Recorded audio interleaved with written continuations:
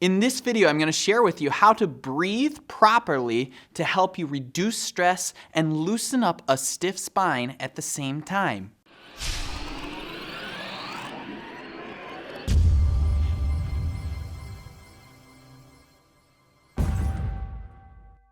How's it going, guys? This is Chris with HealthyConsumer.com, back with another episode of Working Body Wednesdays. Working Body Wednesdays is where we talk about posture, functional movement, and hardening your body so it's better able to cope with the demands of daily life. If that sounds like something that's interesting to you, be sure to subscribe and hit the little bell so you never miss another video again. So here's how the video is going to go. I'm going to go over some very basic anatomy. I'm going to give a couple different ways that people compensate when they breathe. And then I'm going to show you some corrective exercises on how to breathe properly so we can achieve the goals that we talked about at the beginning of the video. So there are primary and secondary muscles that help you breathe. Primary muscles are going to be things like the respiratory diaphragm that sits underneath the rib cage and is the primary driver, one of the primary drivers of respiration. There are also muscles in between the ribs that help to drive this. These are big movers in the way that we breathe.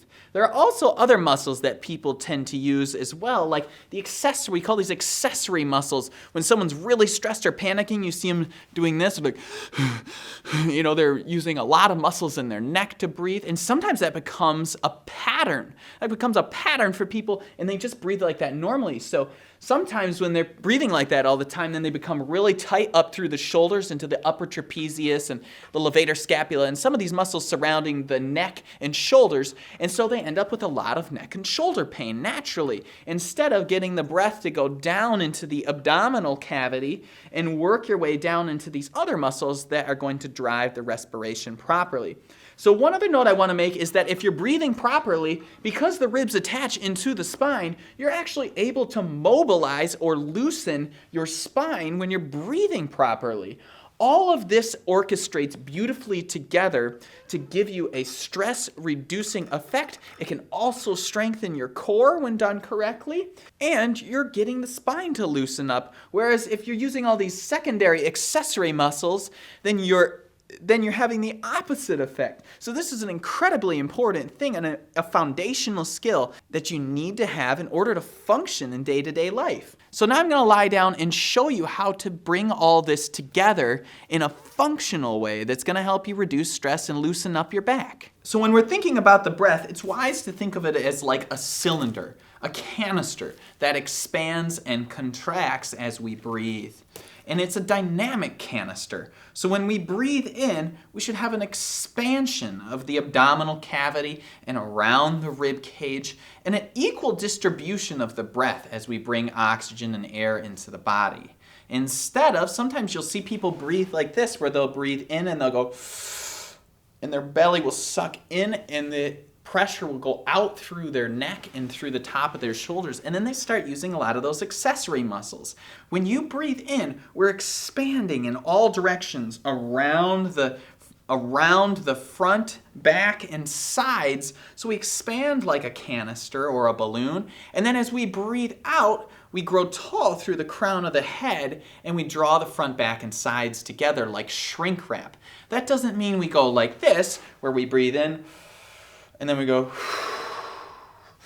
It's actually an opportunity to do the opposite.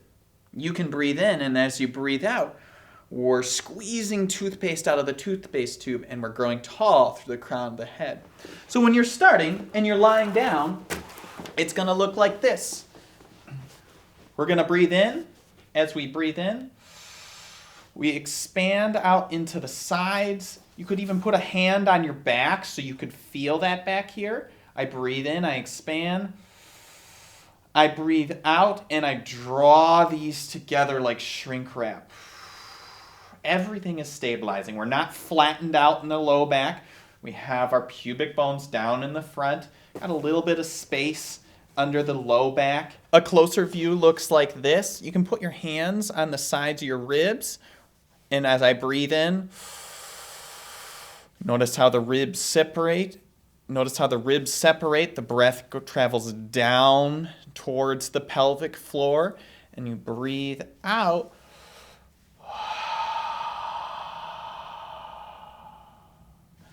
Now, it's good to breathe in through the nose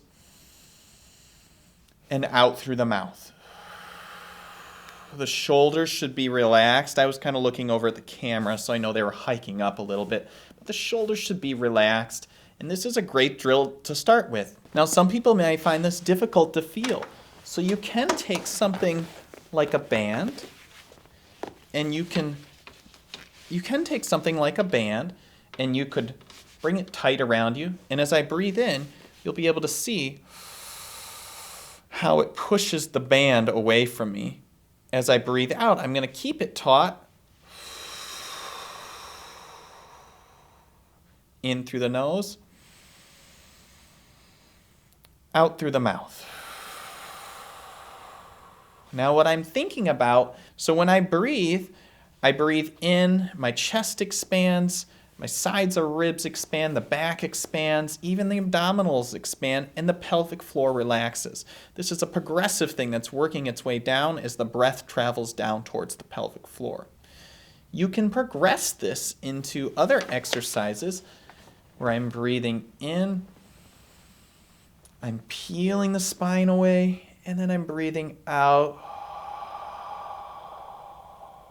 and I'm rolling through my spine.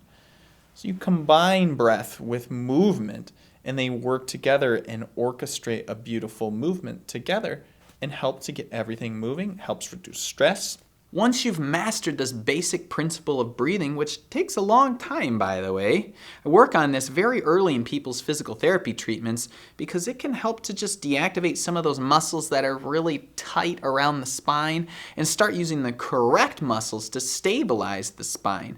It's those deep muscles that when they're working correctly, it will relax some of the other big muscles around the spine. So there's several benefits, and it's a good time investment for you to put your time into to think about breathing properly. After you've mastered this technique in lying down, then progressing to seated, then you could go to something where you're on your hands and knees and you're breathing out here.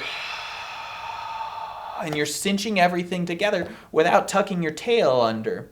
We're not trying to flatten out the back, we're trying to keep that orientation of the spine. As I breathe out, I can slide a leg back and start working on my core. Keeping a good alignment through the spine. Now I know I was looking over the camera there, but that's the general idea. That we want to keep a good alignment and we want to be able to move and breathe well together. So what sorts of drills or practices do you do to help you reduce stress and improve your breathing technique? I'd love to hear in the comment section below. This has been another episode of Working Body Wednesdays. If you enjoyed this video, be sure to subscribe and hit the little bell so you never miss another video again. I try to post every Wednesday at 5 p.m. Eastern Time, so be sure to check back next Wednesday. I look forward to seeing you next Wednesday.